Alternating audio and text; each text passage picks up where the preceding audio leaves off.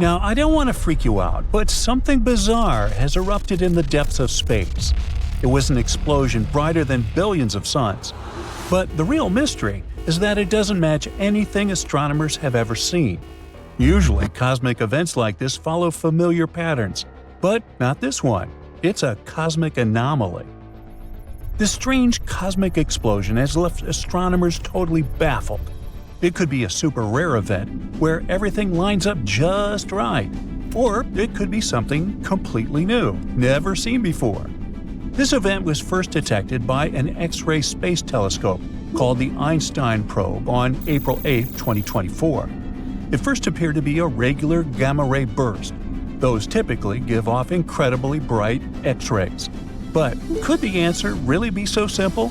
Something didn't add up. Now, gamma-ray bursts are the most powerful explosions in the universe, and they can happen in unusual ways. Long-duration gamma-ray bursts are caused by the demise of massive stars that spin incredibly quickly. When these stars run out of fuel, their cores collapse under gravity, forming an extremely dense object, like a black hole. At the same time, the outer layers of the star are blown away in a massive explosion called a supernova.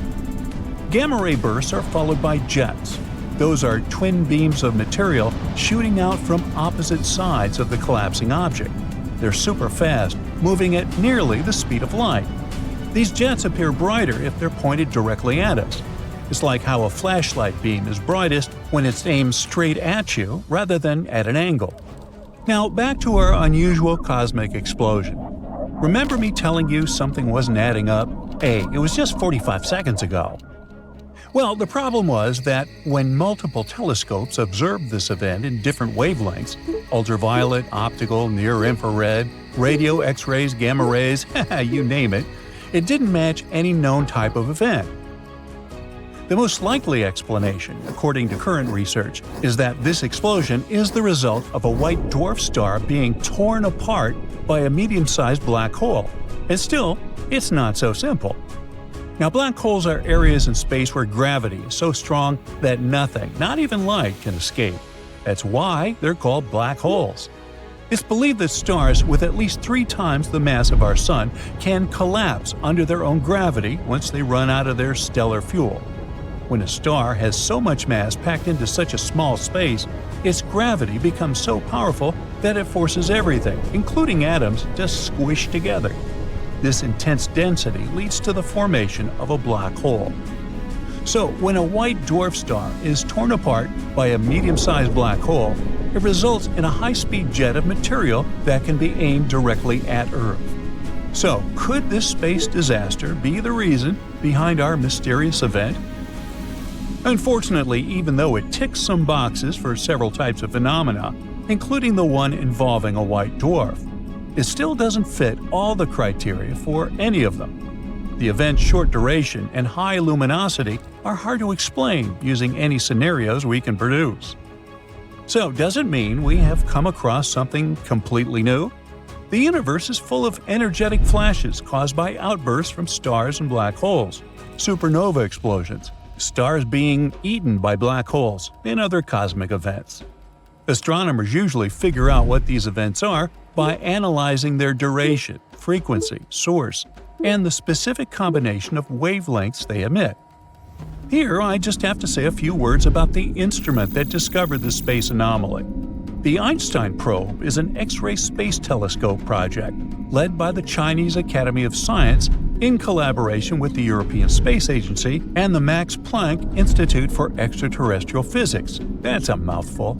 This project is all about studying high-energy space events over time. Its main goal is to find inactive black holes and figure out how matter falls into them by spotting X-ray flares produced by these sudden space events.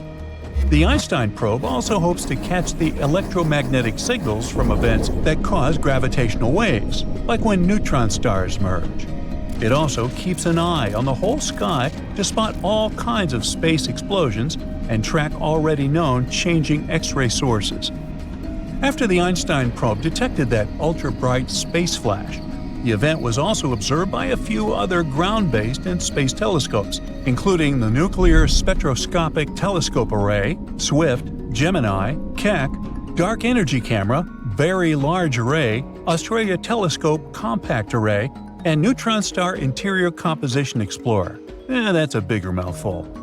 Using all this data, astronomers pieced together the event's characteristics, but it didn't make the case any clearer. Quite the opposite. It just deepened the mystery. This event flared up in soft X-rays for the first 10 seconds, then plateaued at a steady glow for about 4 days before fading quickly within another day.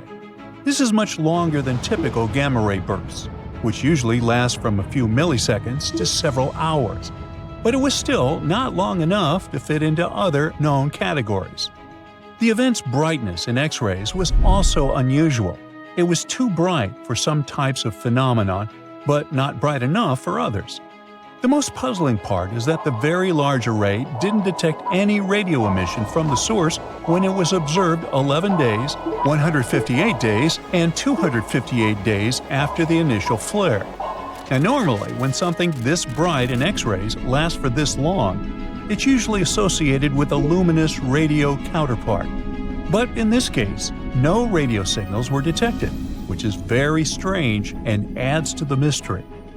Astronomers didn't give up and considered several other possibilities, like fast blue optical transients. Those are a new class of explosions that release huge amounts of energy and blast matter into space at incredibly high speeds. These bursts are so powerful that one F-bot can be at least 10 times more powerful than a regular supernova. Fast blue optical transients do look like supernova explosions, but they are much faster. They flare up and fade away much more quickly than regular supernova. They're also much hotter, which makes the light seem bluer compared to other supernova. Since these explosions happen so quickly, it's tough to figure out what causes them. In January 2019, astronomers narrowed it down to 2 causes: a black hole consuming a white dwarf star, or a rare kind of supernova that leads to the formation of a neutron star or a black hole. Now, another explanation for our mysterious space explosion, and astronomers think it's the most likely one, is a tidal disruption event. It happens when a black hole swallows a star, causing a flash of light. When a star gets too close to a supermassive black hole, it doesn't get off easily. No, the black hole's powerful tidal forces tear the star apart, breaking it into pieces and pulling it toward the black hole. Its remains turn into a stream of debris that falls toward the black hole's accretion disk.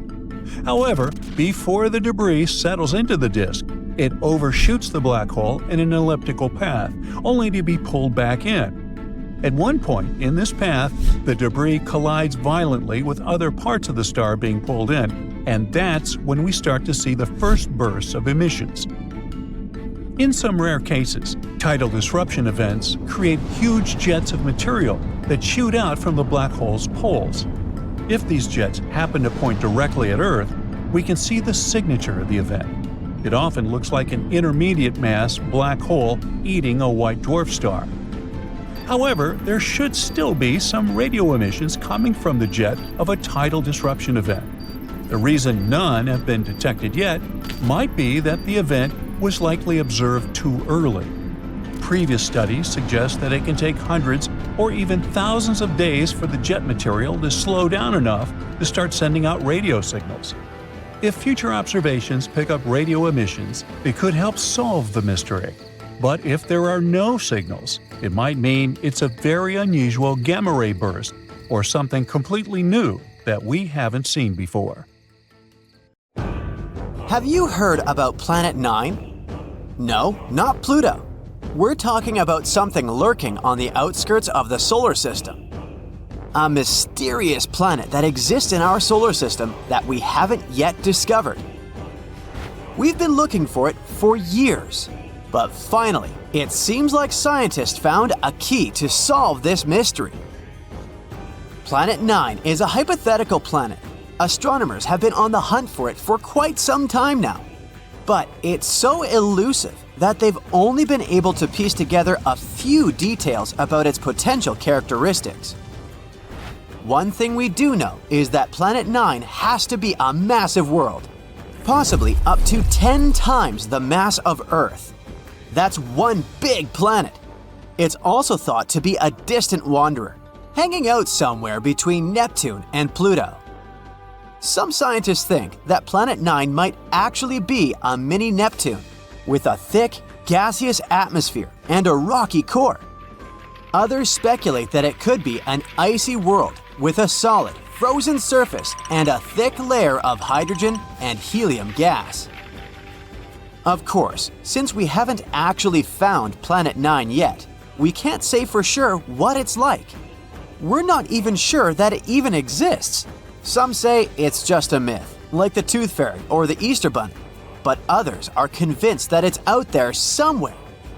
And at the end of the day, we're not entirely sure if Planet 9 is even a planet. It might be a special kind of black hole or made entirely of dark matter. The search for Planet 9 began in the early 21st century when a group of astronomers realized that something wasn't quite right with the outer reaches of our solar system. They noticed that some distant objects, known as trans-Neptunian objects, were behaving in unexpected ways. Trans-Neptunian objects, or TNOs, are like the cosmic version of those items in the back of your fridge that you forgot about for years. They're small, icy bodies that hang out in the Kuiper Belt, beyond Neptune. So, scientists noticed that these guys started behaving weirdly. At first, they thought it might be a fluke. But as they dug deeper, they began to suspect that there was a ninth planet lurking out there. Why haven't we discovered it yet, you ask? Well, it may be because of Planet 9's weird orbit. All the other 8 planets orbit the Sun in roughly the same plane, which is like a flat disk. However, our hypothetical friend's orbit is different. It might be tilted and move in a different direction compared to the other planets. Its orbit might also be stretched out like an oval, rather than being nearly circular like usual. Because of this, Planet 9 might spend most of its time far from the Sun, like a true introvert. It only comes relatively close to the inner solar system every few thousand years. This would make it super faint and hard to spot, so the only way we may discover it is by studying the gravitational effects it has on our solar system. And this isn't the first time astronomers have gone looking for a new planet. Back in the 19th century, there was a similar hunt for a hypothetical Planet X.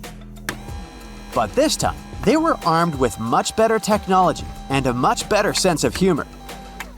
They began calling their elusive quarry Planet 9, which was much catchier than Planet X.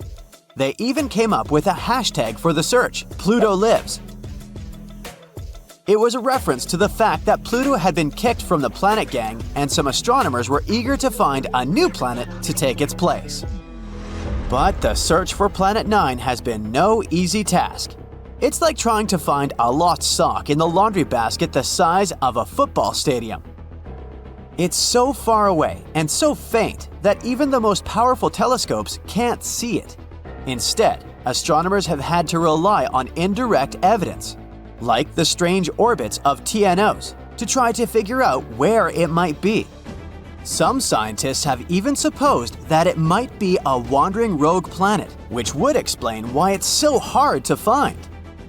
But they haven't given up hope. Till this day, they're scouring the skies using all sorts of high-tech telescopes and fancy algorithms to try and spot this elusive planet. And fear not, dear curious human, because it looks like after so many years of research, we may have finally found the key to solve this mystery. Astronomer Man Ho Chan from Hong Kong has a theory. He believes that Planet 9 could have a bevy of moons. That's right, not only is it a giant planet hiding out in the depths of space, but it's also a bit of a hoarder. Moons are all the rage in the outer solar system. In fact, almost every planet here has at least one moon, except for Mercury and Venus. Earth has just one, which is kind of sad if you think about it. Even non-planetary bodies like Pluto have at least a couple of moons. A bit unfair, isn't it? Anyway, taking this into account, let's go moon picking with Planet 9. The region between the rock-filled Kuiper Belt and the rock-filled Oort cloud, where this planet is predicted to be, should be ripe for the picking. Chan made some calculations and determined that it would be stranger if the elusive planet didn't have any satellites. According to his calculations, an object the mass of Planet 9 should capture at least 20 TNOs as large as almost 90 miles across. It's like our mysterious planet is playing cosmic Pokemon with these guys. So, what if Planet 9 has moons? Would that make any difference? Kinda, yes. They could give us some indirect clues to finally locate this mysterious planet. Now, you might be thinking, how in the cosmos can we possibly spot these teeny tiny moons? It's not like they're going to wave a giant flag or blast some Beyoncé tunes to get our attention. Well, apparently the key lies in something called tidal heating. Tidal heating might sound like a new workout trend, but it's a real scientific phenomenon. It happens when two celestial bodies are close together. You see, tides aren't just about the rise and fall of the ocean, they're also the result of gravity pulling unevenly on a planet or moon. When a planet and a moon are close enough to each other, their gravity pulls on each other, creating a bit of a football shape. And as these celestial bodies move around each other, they shift shape and generate friction inside, which produces heat. Wow, who knew that Planet 9 could have a workout routine? Perhaps we should start calling it Gym Planet instead. Anyway, if Planet 9 has any moons, the gravitational pull from these moons would cause it to change shape constantly, generating heat in the process. And we might be able to detect this mysterious planet through the heat produced by those moons, even though it gives off no other signals. Now, before you get too excited, finding them won't be a walk in the park. They're incredibly small and would be very far away from us. But hey, nothing worth discovering ever came easy, right? Scientists are optimistic that with the right technology, they can spot this telltale sign. It will be easier for us to spot them with fancy instruments like modern telescopes. Talk about cool friends to have, right? Sure, the process of finding it may be difficult and time-consuming, but the potential payoff is huge. Finding this planet could explain a lot of the strange behavior observed in TNOs, the Kuiper Belt, and beyond. As we've already mentioned, they've been acting super weird lately, tilting and aligning in suspicious ways. If this planet doesn't actually exist, we have yet to explain what is the reason for this strange behavior. In any case, the search for Planet 9 is one of the most exciting and intriguing quests in modern astronomy. It's like a cosmic scavenger hunt, and everyone's invited to join in on the fun. So, grab your telescopes and let's go planet hunting. Who knows, maybe we'll find it sooner than we think. 2 billion people will be able to watch an asteroid the size of a skyscraper slide past Earth closer than many satellites. It's scheduled to happen in April 2029. Now, an asteroid of this size comes this close to our planet just once in 7,500 years, and it has to do with a strange interstellar visitor called 3I Atlas that recently shook scientific certainty. Here's how. The Atlas Survey System, a nickname for Asteroid Terrestrial Impact Last Alert System, that's a mouthful, well, it scans the sky every night looking for objects that might threaten Earth. When it first flagged 3I Atlas in 2025, it appeared as a faint smudge in telescope data, the kind of thing astronomers almost ignore because the sky is full of harmless junk. Then, scientists calculated its speed and direction and realized something was off. It wasn't bound to the sun like most comets and asteroids. Space objects usually follow clean curves dictated by gravity and sunlight. Sunlight heats a comet, ice turns to gas escapes – hey, I know all about that – and that tiny push slightly alters its path, like a slow leak nudging a balloon. 3I Atlas didn't just nudge, it lurched. It accelerated in ways that didn't line up neatly with heating models. It was moving too fast, on a path that screamed interstellar origin, which means it came from another star system entirely. It shifted direction slightly but persistently. That kind of motion means our models weren't telling the full story. Researchers figured out the object's structure must be unusual, like a fragile pile of rubble venting gas from unexpected pockets. It was also possible that its surface chemistry reacted differently to sunlight than anything we've seen before. And maybe it meant that tiny forces scientists usually ignored actually matter more than they thought. NASA and the ESA both emphasized that this thing, I'll just call it 3I, wasn't an extraterrestrial spacecraft, unlike what the internet crowd supposed. It sent no signals, there was no propulsion or artificial materials involved, just ice and dust. Nobody feared 3I would hit Earth, that part was clear, but they worried they wouldn't be able to predict its behavior. Space safety depends on knowing where things will be tomorrow, next year, and decades from now. 3I showed that even small bodies can act like trick coins instead of clean equations. And this knowledge is important to predict the behavior of our today's featured thingamabob, the asteroid Apophis. It got its nickname after the Egyptian deity of chaos, which is a bit worrying already. This bad boy will pass less than 20,000 miles away from Earth. Sounds like it's no biggie, but that is closer to our planet than the satellites that handle weather forecasting and global communications. Around 2 billion people living all over Africa and in Western Europe will be able to see it with their unaided eyes. Earth's gravity at that distance won't just wave hello, it will grab Apophis hard enough to potentially change its spin, crack its surface, or shift its internal structure. Scientists call these tidal forces. Think of it like squeezing a stress ball. You don't break it, but you don't leave it unchanged either. Now, before scientists studied 3I Atlas in detail, Apophis felt manageable, and its orbit looked pretty stable. Its flyby was supposed to be a controlled event. But when they learned more about 3I Atlas, scientists started framing 2029 differently, not as danger, but as a stress test. If Earth's gravity nudges Apophis even slightly, models need to capture that in real time. That's why the European and Japanese space agencies developed the Ramses mission. It's a spacecraft packed with instruments and a Swiss-built high-resolution camera that will observe Apophis up close during the encounter. They want to see ruptures forming, dust shifting, spin rates changing. It's basically the asteroid equivalent of a human heart monitor. Now, the good news is that Apophis won't hit Earth in 2029, and scientists say that clearly. But safety depends on predictability, and predictability took a hit when 3I Atlas misbehaved. So the scientists are now watching Apophis closely to test their assumptions in the safest way possible, with a known object, a known time, and every telescope pointed straight at it. Of course, they didn't take their eyes off 3I Atlas either. One of NASA's newest spacecraft, Europa Clipper, is cruising toward Jupiter right now, with a long trip ahead of it. On the way, scientists realized they had a perfect chance to point their instruments at this interstellar comet. From about 102 million miles away, Europa Clipper turned its camera and watched 3I Atlas drift by. What it captured isn't something your eyes could ever see. The image came from an ultraviolet instrument designed to study Jupiter's icy moons, not comets, and it observed 3I Atlas for 7 straight hours.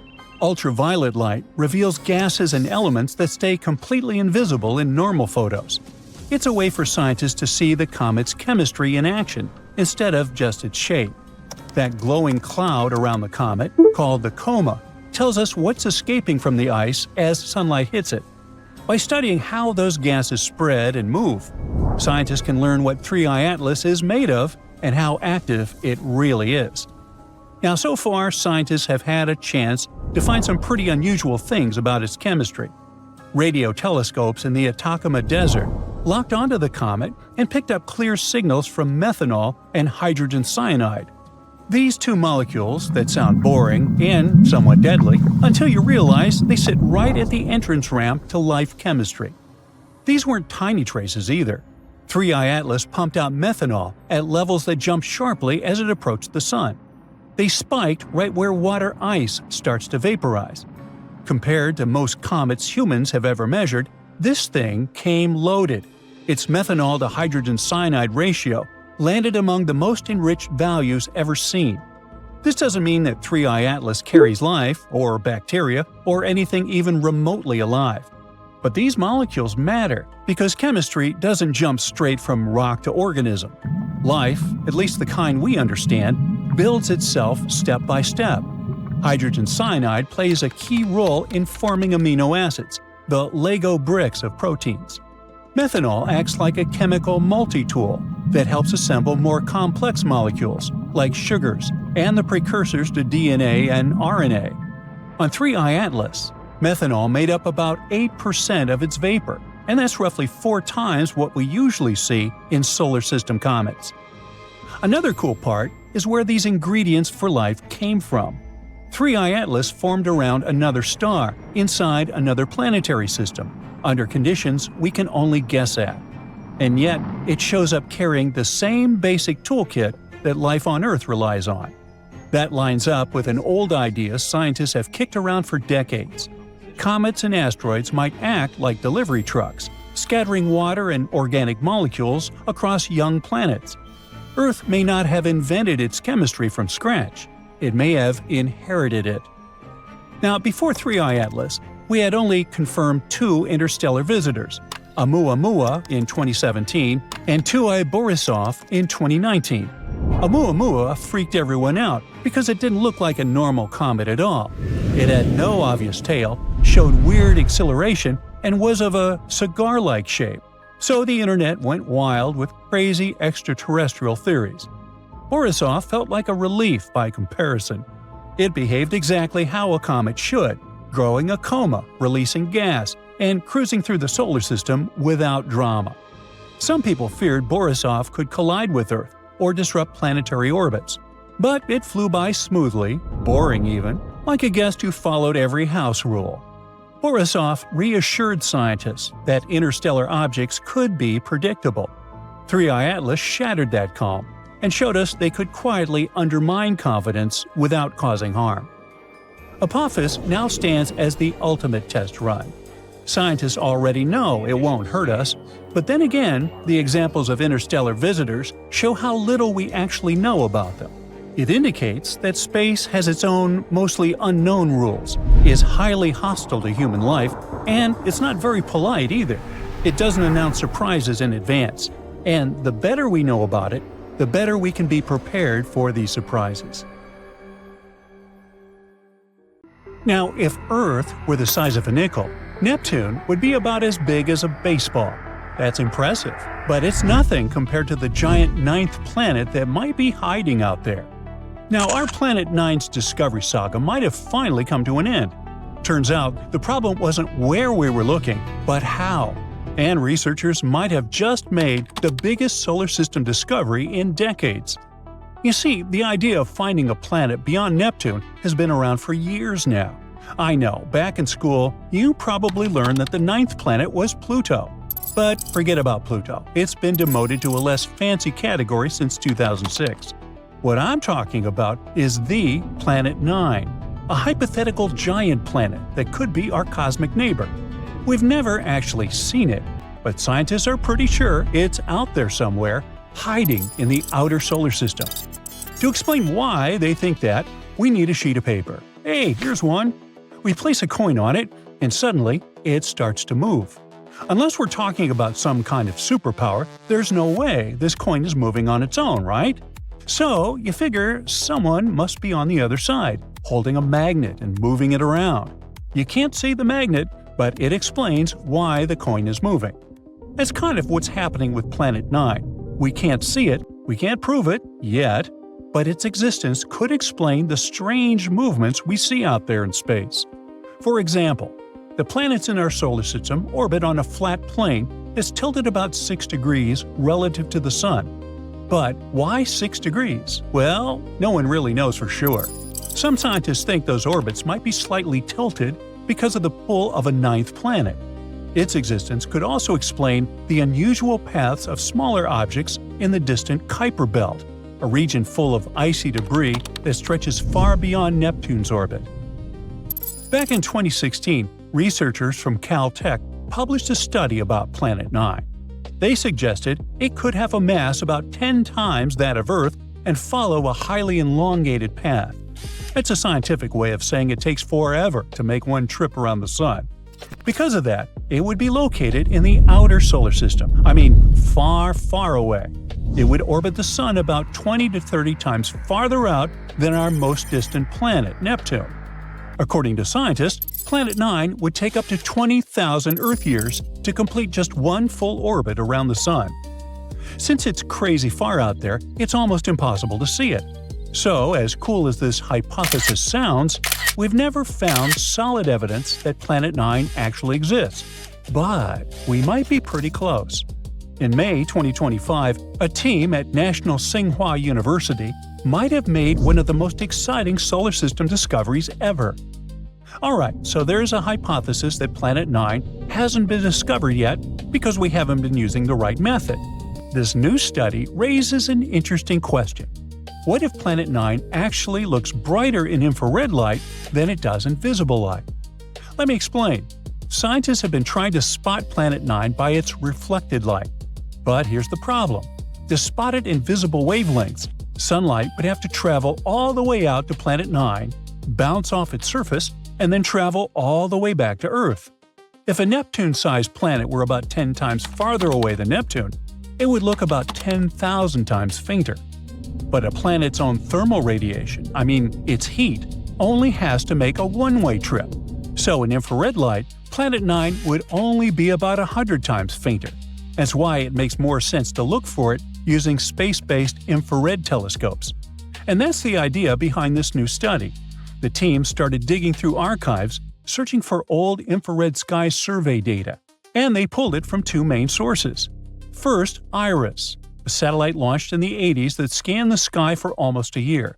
Then, the Japanese satellite Akari, another infrared observatory that operated between 2006 and 2011. So basically, they compared objects that showed up in IRIS database and noticed which ones had moved by the time Akari took its observations.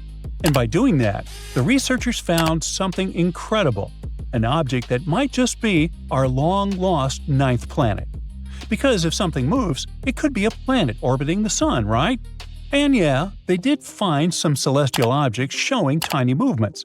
But before jumping to conclusions, they had to rule out the parallax effect. And that's something really important when we're talking about solar system discoveries. To explain it, I need you to do something. Hold one finger in front of your face. Close one eye, and now switch. Your finger seems to move a tiny bit, right? That's because you're looking at it from a slightly different angle, from one eyeball to the other. The same thing happens when we look out into space from Earth. Since our planet orbits the Sun, our view of very distant objects shifts just a little. That effect is called parallax. My point is, because of this effect, Planet 9 would appear to move across the sky as Earth goes around the Sun. On any given day, it might seem to be in one spot, but 6 months later, when Earth is on the opposite side of the Sun, it would look like it shifted. 6 months after that, it would seem to move back again. Scientists had to account for parallax. Actually, they had to remove its effects. So the team looked at images of the sky taken on the same date every year. Because on that same date, Earth is always in the same spot in its orbit. That means if Planet 9 is real, it would show up in the same place in those images every year. No fake wiggle from parallax, just its real position. This careful search led them to a single object, a tiny dot in the infrared data.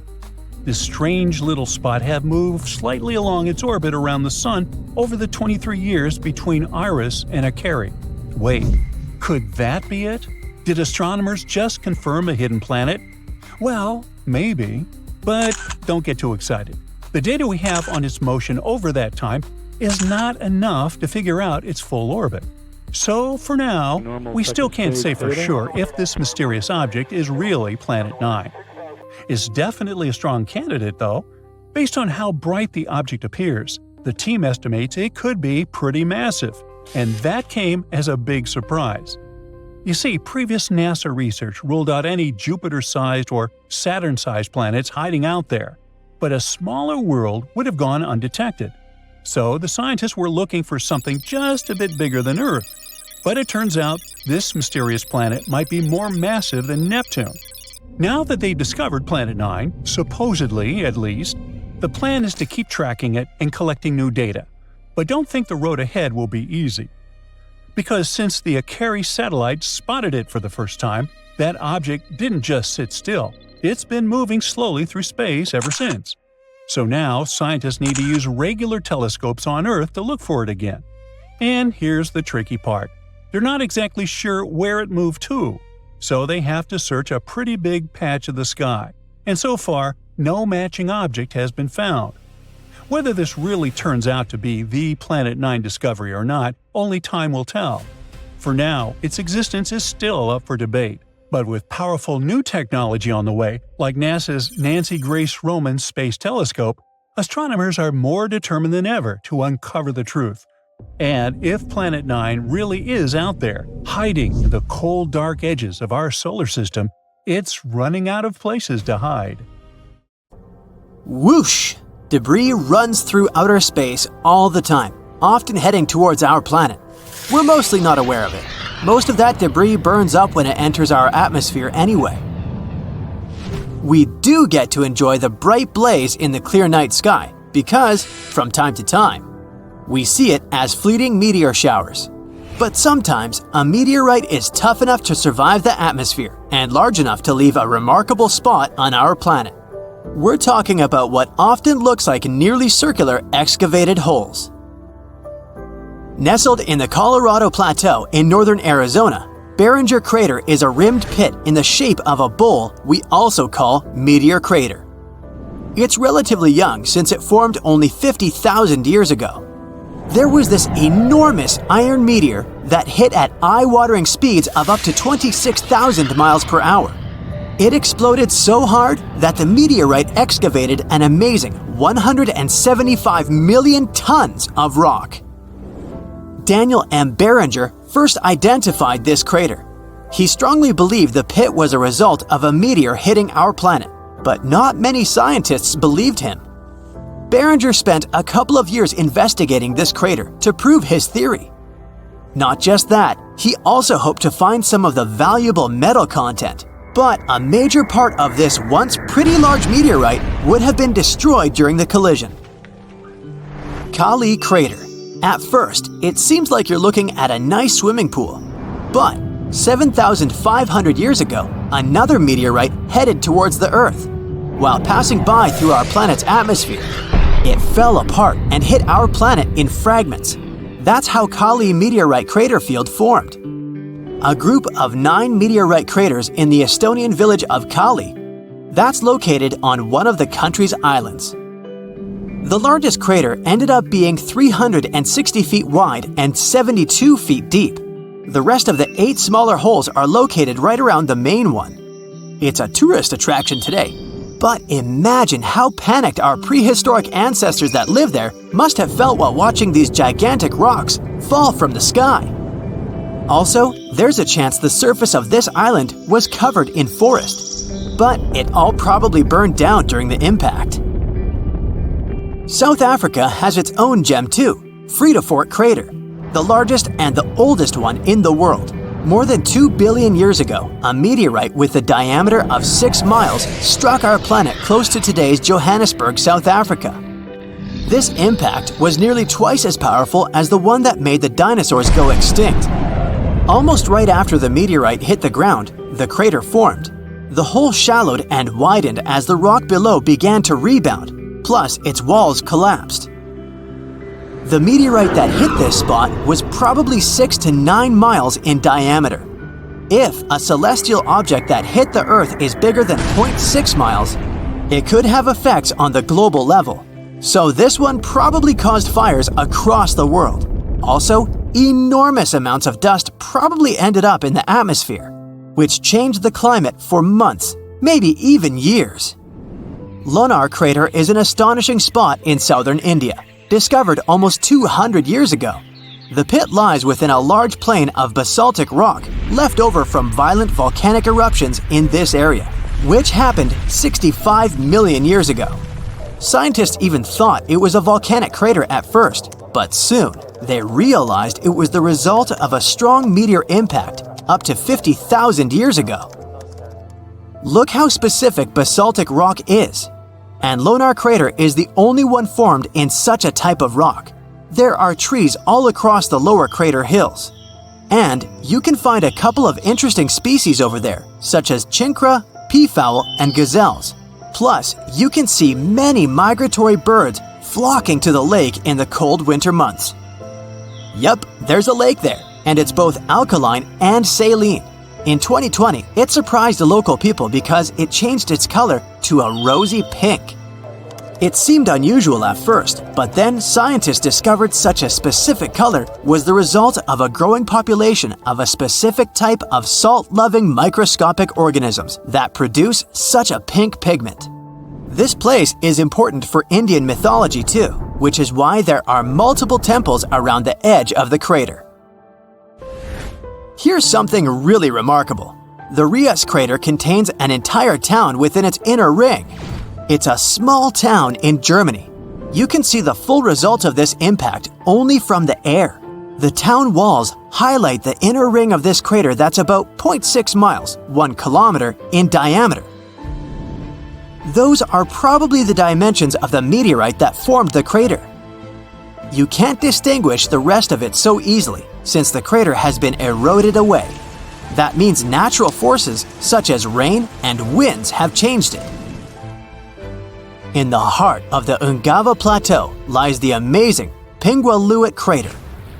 The crater has its own pristine rainwater, some of the purest water you could find. It's not in any way linked to other lakes in that area, nor does it receive water from them. The water there accumulates from snow and rain. It's only lost when it evaporates. The depth of almost 900 feet is like a window to the crater's rich geological past. Scientists found different elements such as cobalt, nickel, and iron that helped them determine it was a specific type of meteorite where its parent body hadn't modified it in any way. The parent body is the celestial body from which a single meteorite or an entire class of them originate.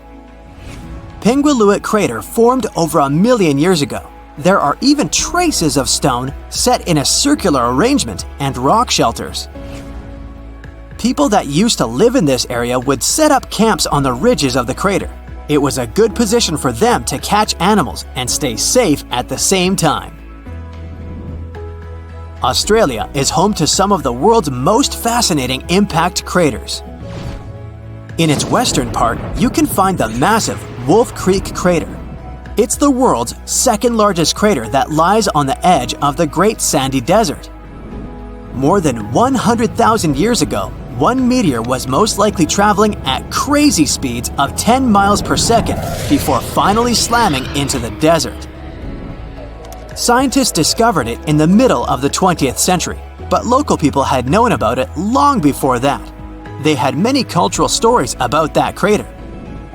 One was about two ancestral snakes who were so incredibly big they managed to form both Wolf and the nearby Sturt Creeks as they were making their way across the desert.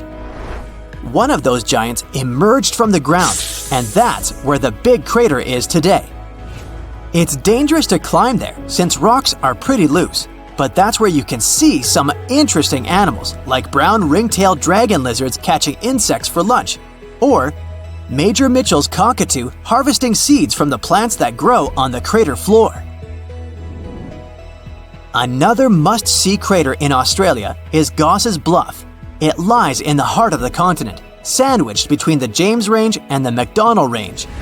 It's a place of great cultural importance, so if you're visiting, respect signs stating which areas you're not allowed to access. A giant meteor slammed into our planet more than 140 million years ago. It was a really long time ago, so the original crater has been eroded through time. But even today, you can still see its core. A central ring of hills nearly 3 miles in diameter. This looks like you're on Mars, doesn't it? It's actually southwestern Algeria, and its famous Amguid crater. This one is relatively young, considering it's a result of a meteor impact that happened 100,000 years ago. This crater has an almost perfectly circular shape. Its center is unusually flat because of the type of soil at the bottom and the fact it's tightly compacted. You're gazing up at the night sky. Wow! For much of our history, we've been looking for life among these stars and the planets near them. But space has eyes too, and there's someone out there looking at us, maybe. Scientists claim that at least 29 distant planets may be watching us right now. So comb your hair and smile. We've so far identified at least 1,715 neighboring star systems in the Milky Way that can detect our planet with conventional telescopes. These stars are located in our galaxy. So if they were to point their telescopes at our Sun, sooner or later they would see a small dot that passes between our home star and the observer. This is called a transit. It's a method of detecting planets in astronomy. For example, you can observe transit phenomenon right at home with a telescope. You have to point it at the Sun and wait. Then you'll see Mercury. That's the closest planet to the Sun, and now you see it as a small dot. Mercury transit process can last about 5 hours, and this phenomenon happens about 14 times in a century. You'll be able to observe the next transit on November 13, 2032. Mark your calendar. Likewise, you can observe Venus, the second planet from the Sun, but because it's farther away, its transits are less frequent. The last one was in 2004 and 2012. The next pair of transits is expected in 2117 and 2125. Hey, I won't be around then. So these star systems have the opportunity to observe our planet. But long-range telescopes work a little differently. Actually, the observer will not see a black dot with the Sun in the background. The telescope will measure the brightness of our star. When Earth begins its transit between the Sun and the observer, the telescope will record a slight drop in the brightness of the star because our planet is blocking the path of the Sun's rays. Those faraway scientists of extraterrestrial civilizations will be able to calculate this drop in brightness and determine the size of our planet. But not all 1,700-plus star systems may have extraterrestrial life. Scientists have narrowed it down to 29 planets near some of these stars. They're potentially habitable. That means these planets are roughly Earth-like in size and within the habitable zone of their host star. That means they're not too close to the star, so it's not too hot for potential life. The water doesn't evaporate there like in a boiling pot. And they're not too far away, so it's not too cold and the water doesn't freeze into thick sheets of ice. And since water is the basis of life, we can assume that civilization might exist there. Theoretically, these planets could have seen Earth transits in the last 5,000 years. So, while we were building the pyramids of Giza or Stonehenge, an extraterrestrial civilization may have been watching us. One of these planets is only 11 light-years from our home.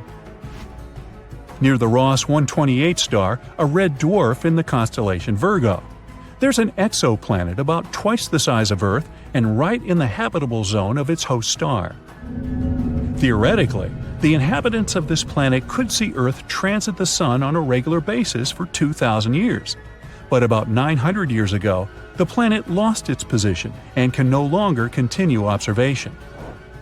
The other planet where Earth can be seen transiting is 12.5 light-years away, near the star called Teegarden. The window for observing our planet will open there in about 29 years. We're betting heavily on the TRAPPIST-1 star system. It hosts at least 7 exoplanets, almost like our solar system. And 4 of them are in the habitable zone of the star. But they won't be able to start observing Earth until 16 centuries from now. But we can try to make contact with these planets right now. They're all close enough to us to pick up our radio signals. Radio waves can travel through space at the speed of light, and our planet has been emitting radio signals continuously since 1895. So we're like noisy neighbors in the radio spectrum. If there's a planet somewhere with an intelligent civilization within 125 light-years of us, our radio noise would have already reached them. The only problem is, it would take about the same time to get a response from that civilization. The other problem with radio is that any civilization uses it for a relatively short period. Even now on Earth, we use Bluetooth and fiber optics more than radio, except for maybe traffic reports. And over time, all the radio noise we create will simply disappear. Also, radio communication assumes that an extraterrestrial civilization is advanced enough to use this technology. But who knows? Maybe there are life forms in space that are really different from ours. Our radio signals already could have reached that planet, but its inhabitants simply aren't capable of receiving them. And the moment these life forms build antennas to receive the signal, we'll no longer emit them.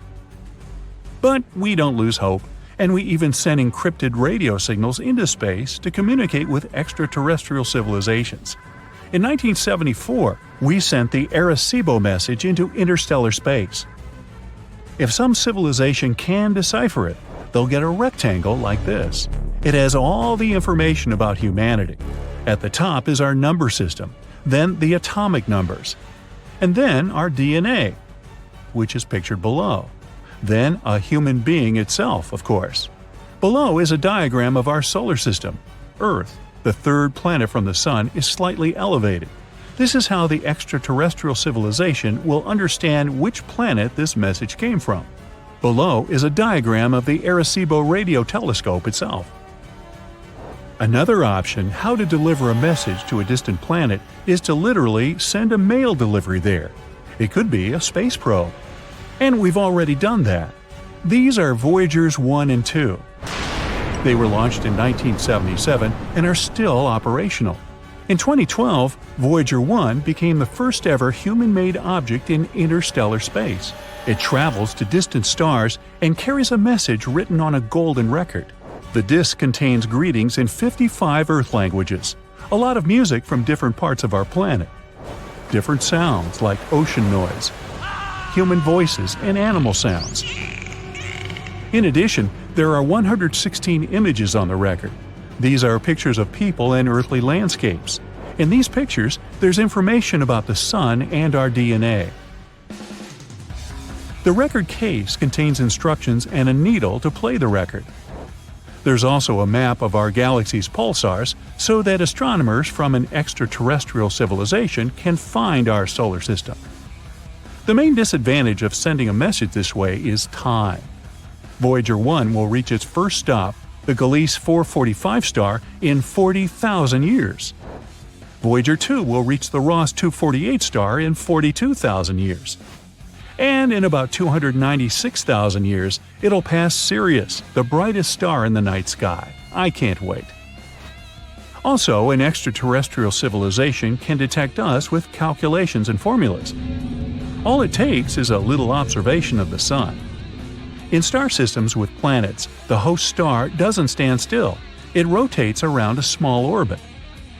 This is because the heavy star attracts the planet, but the planet also has its own gravity and resists.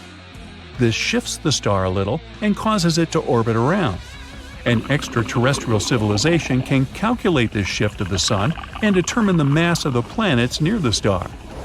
Using such a method, astronomers were able to find 548 exoplanets.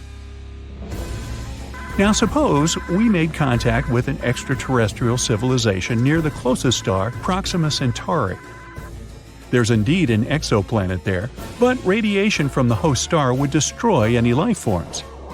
But imagine we still got a return signal. It would be the slowest chat in history, because our message would take 4.2 years to reach the planet, and we'd have to wait another 4.2 years to get a response. And so we arranged to meet. This civilization doesn't know how to fly into space. So we have to take the first step. Although Proxima Centauri is the closest star to our solar system, it takes about 73,000 years to travel there by conventional rocket. So we have to learn to travel at the speed of light. But even then, it would take 4.2 years to travel there. Imagine if we found extraterrestrial life on the other side of the Milky Way. Our galaxy is 100,000 light-years wide. So the journey from edge to edge would take 100 millennia. So, we either have to cheat the laws of physics or transfer all of human civilization to a giant spaceship that will travel from star to star for thousands of years. And when it launches from Earth, only the great and many more greats of the first crew will be able to see another star system from the spaceship portal. Hey, can you move your head? I'm trying to see out the window.